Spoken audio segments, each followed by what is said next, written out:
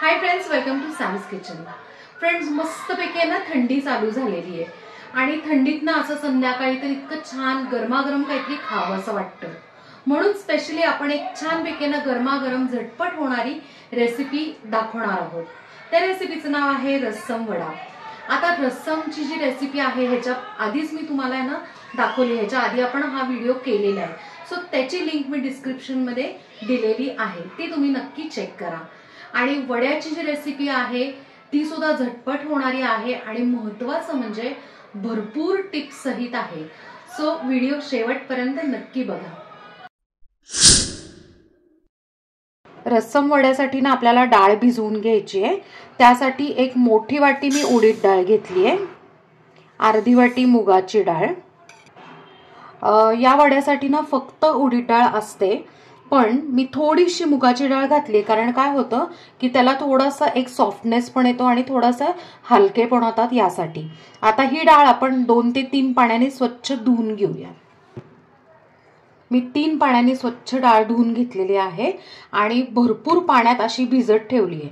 आता ही डाळ जवळजवळ एक 5 ते 6 तास भिजत ठेवायची आहे। आपण दोन्ही डाळी आहेत ना छान 6 तास आहे ना मस्त भिजवून घेतलेल्या आहेत। आता आपण काय करायचं, ह्याचं पाणी काढून घेऊया। आपण ना ह्याचं पाणी पूर्ण काढून घेतलंय आणि थोडंसं पाणी आपण ना ह्याच्यातलं एका वाटीत ठेवलंय। आपण ही सगळी डाळ जी आहे ती मिक्सर मध्ये काढून घेऊया। आता या डाळीची आपण ना फाईन पेस्ट, एकदम बारीक पेस्ट करून घेऊया। आपण बघूयात पाणी कसं लागतंय, कितपत लागतंय, त्याप्रमाणे मी तुम्हाला सांगतेच। डाळ मी थोडीशी बारीक केलेली आहे, पण ह्याला थोडंसं आपल्याला पाण्याची गरज आहे, म्हणजे छान फाईन पेस्ट होईल। आपण डाळींचं हे मिश्रण जे आहे ते इतकं छान फाईन त्याची पेस्ट करून घेतलेली आहे।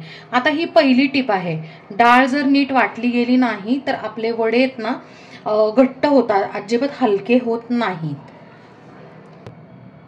इतकी मस्त अशी फाईन पेस्ट आहे ना झालेली आहे आणि ना हाताला लगेच अशी हलकी पण लागते।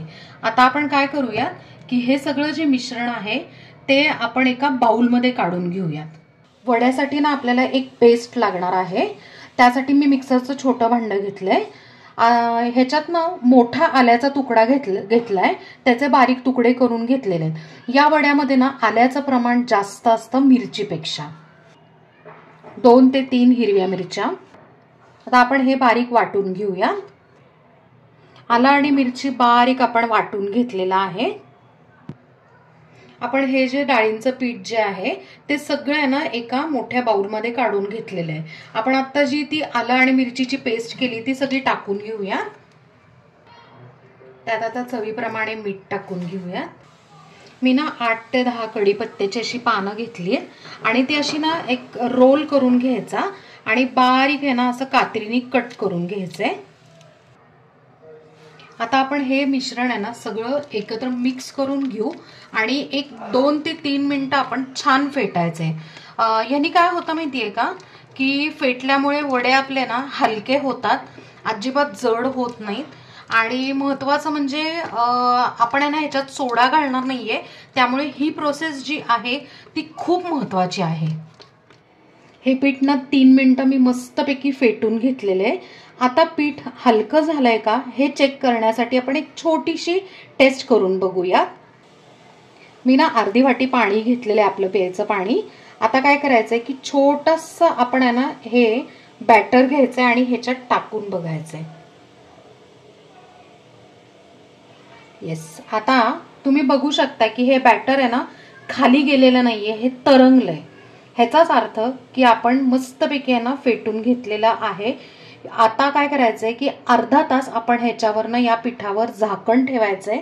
म्हणजे काय होतं, अजून एक टिप सांगते ह्याच्यात की जर तुम्ही लगेच वडे करायला घेतले तर ते जड होतात, घट्ट होतात। जर तुम्हाला हलके वडे पाहिजे असेल तर मग अर्धा तास आपण आहे ना ह्याच्यावर झाकण ठेवून घेऊया।